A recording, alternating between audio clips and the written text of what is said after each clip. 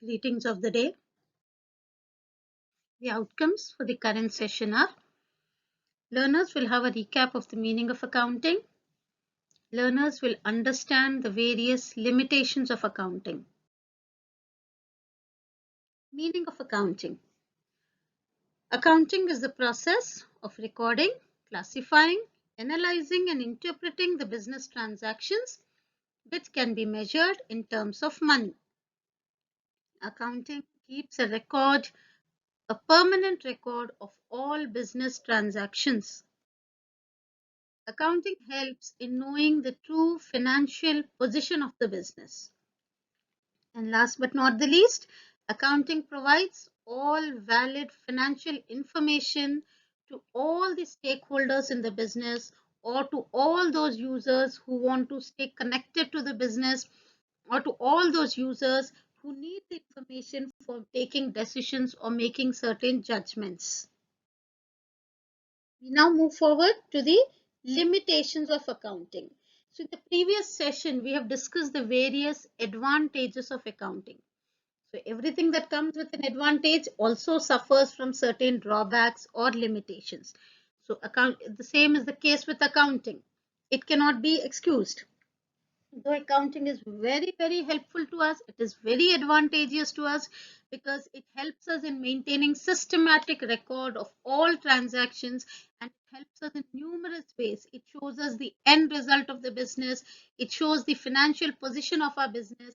It helps us in raising more funds for the business. It protects our business properties and many more to come.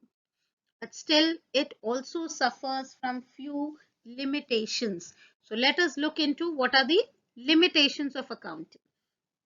The first major limitation of accounting is that it is historical in nature.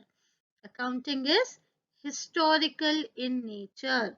That means accounting records only the past transactions.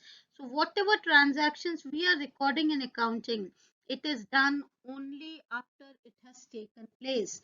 Everything is recorded after it has been done. So it is historical. It only treats about the history. It is not futuristic.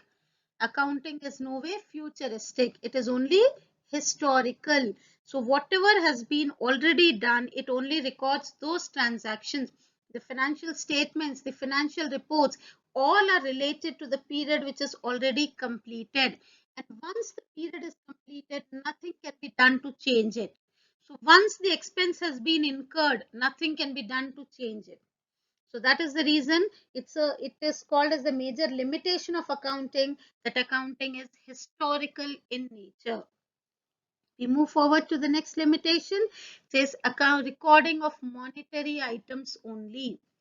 So when we were looking at the meaning of accounting, we know that accounting is the process of recording, classifying, summarizing, analyzing, and interpreting the business transactions only which can be recorded in monetary terms.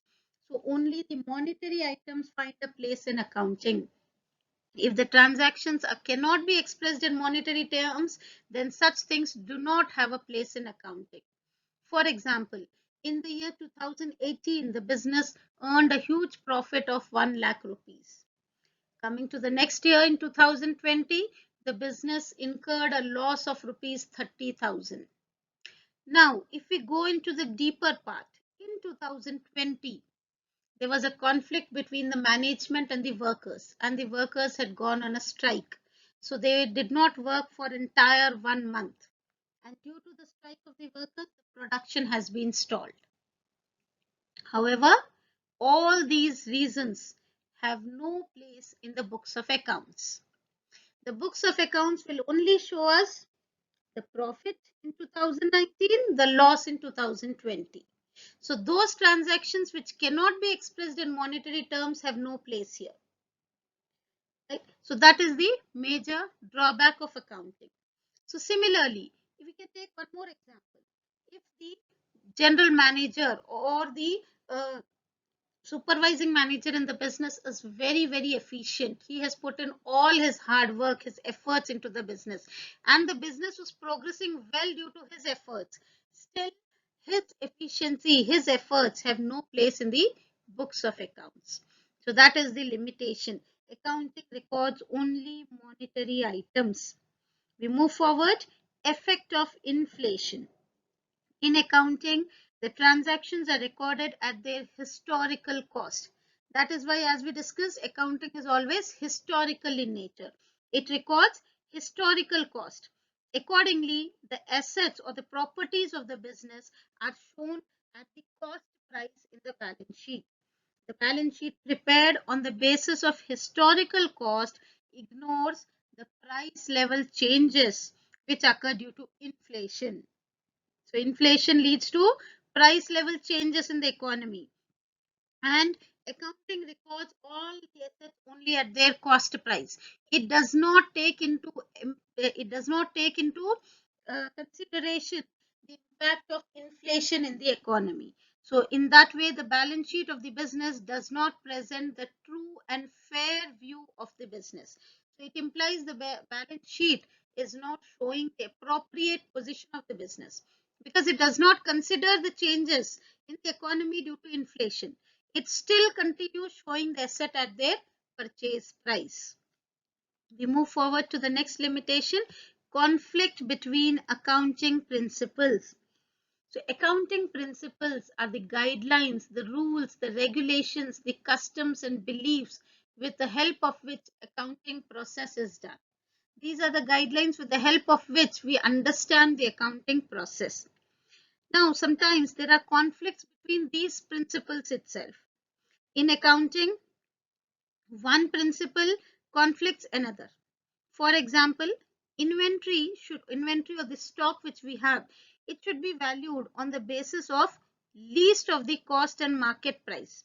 So generally, the principle says the stock should be valued at cost price or market price, whichever is less. Right? So we need to value the inventory on the basis of the cost price or the market price, whichever is less. Suppose in the first year, inventory is valued on the basis of the cost price because that was less. And in the second year, inventory is valued at the market price because market price was less. Then there is a conflict between the principle itself, right? So how can we make comparisons with such type of principles? So our comparison would go wrong because first year we followed one principle and the second year we are doing it according to a different method. So our comparisons will go wrong, and due to our comparisons there would be problems in our financial statements which will not depict the true picture, and because they are not depicting a true picture, all our future decisions and judgments will fail. Hence, there are these conflicts between accounting principles is becoming a limitation of accounting. We move forward to the next limitation. Financial accounting does not provide the detailed analysis. So it is not providing the detailed analysis. So as we all know, what financial accounting shows us? What is accounting showing us? It is showing us the picture of the P&L account, that is the profit and loss account, and the balance sheet. The profit and loss account will show us the amount of our profit or the loss incurred, but it will not go into the depths of showing the reasons for profit or the reasons for loss. It has no answers to the questions why this profit or why this loss, why not profit, why not loss. So there are no answers to such questions with the accounting, with the process of accounting, because it does not give us the detailed analysis. It only shows us things in brief. It only shows us the figure of profit, the figure of loss, without showing any reasons for the same. So that is the major drawback of accounting. We move forward to the next limitation. Financial accounting are affected by the personal judgment of the accountants. So these financial statements which are prepared due to the accounting process, they are affected by the personal judgment of the accountants. So accountants adopt the accounting policies according to their own judgments. So this adoption of accounting policies based on the judgment of the accountants will affect the results of the financial statements. So as a result of this, the financial statements will lose their objectivity.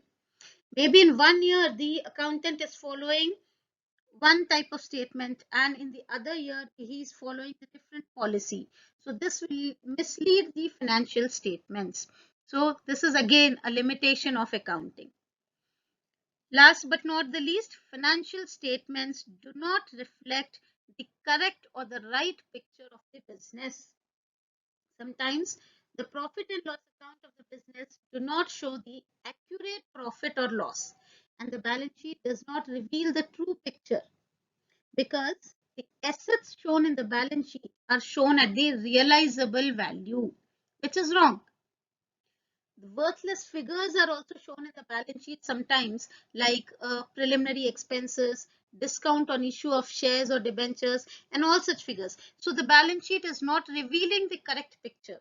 And due to different accounting principles being followed, due to the personal judgments of the accountant, the balance sheet or the financial statements are not depicting the true picture of the business.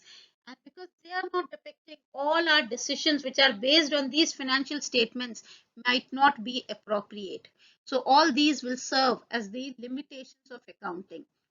However, we cannot stop the process of accounting because it suffers from certain limitations. As we know that the advantages of accounting are outweighing the limitations. The advantages are more compared to the limitations. Hence, we should try to find out the ways of surpassing the limitations and continuing with the process of accounting. So that's it in the current session. Thank you.